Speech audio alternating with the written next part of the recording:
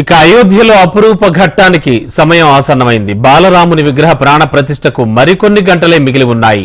మధ్యాహ్నం 12:29 అభిజిత్ లగ్నంలో ప్రధాని మోడీ చేతుల మీదుగా బాలరాముని విగ్రహానికి ప్రాణ ప్రతిష్ఠ జరుగుతుంది. ఈ వేడుకకు దేశవ్యాప్తంగా ఉన్న ప్రముఖులు, భక్తులు అయోధ్యకు అశేషంగా తరలివస్తున్నారు. బాలరామయ్య విగ్రహానికి 114 కలశాల నీటిని ఉపయోగించి ఉత్సవ స్నానం చేయించనున్నారు. విగ్రహ ప్రాణ ప్రతిష్టకు ముందు జరిగే అతి ముఖ్యమైన కార్యక్రమం ఇదే. ఈ కార్యక్రమం కోసం ఇప్పటికే సర్వం సిద్ధం చేశారు. అనంతరం మహాపూజ, ప్రసాదంలో పరిక్రమ, శయ్యాదివాస్, తత్లాన్యాలు, మహాన్యాలు, ఆదిన్యాలు, అఘోరు హోమం, వ్యాహతి హోమం, సాయంత్ర పూజ, హారతి ఉంటాయని, అంతేకాకుండా రాత్రి జాగరణ సైతం ఉంటుందని ట్రస్ట్ సభ్యులు చెప్పారు.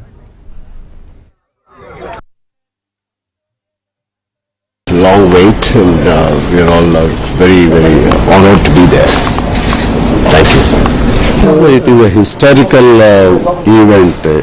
So ఇలాంటి సెరమనీకి శ్రీరాము వారి ప్రాణ ప్రతిష్టకి ఈ రోజున కుటుంబం సమేతంగా నేను అయోధ్యకు వెళ్ళడం అనేది it is a God's given opportunity అని feel, and it's a dream of all the Indians for last so many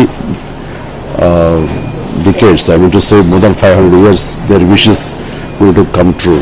So ఇలాంటి అకేషన్కి మేము వెళ్ళటము, అందులో మేము పార్ట్ అవటం అనేది ఆ భగవంతుడు మాకు ఇచ్చిన గొప్ప అవకాశంగా నేను భావిస్తున్నాను. అండ్ ఇది ఇన్ని శతాబ్దాల కళ, భారతీయుల కళ నెరవేరే రోజు ఈ రోజు. ఆ రాము వారి ప్రాణ ప్రతిష్ఠ జరుగుతున్నటువంటి ఈ ఈవెంట్లో మేము విట్నెస్ చేయడం, అవకాశం కల్పించినటువంటి, దానికోసం ప్రయత్నించినటువంటి ప్రతి ఒక్కరూ కూడా అభినందనీయులే. వారందరికీ నా ప్రణామాలు తెలియజేస్తూ, మరీ ముఖ్యంగా ఈ ఈవెంట్కి ప్రాణ ప్రతిష్ఠ తన చేతుల మీద చేస్తున్న నరేంద్ర మోడీ గారిని మనస్ఫూర్తిగా అభినందిస్తాను.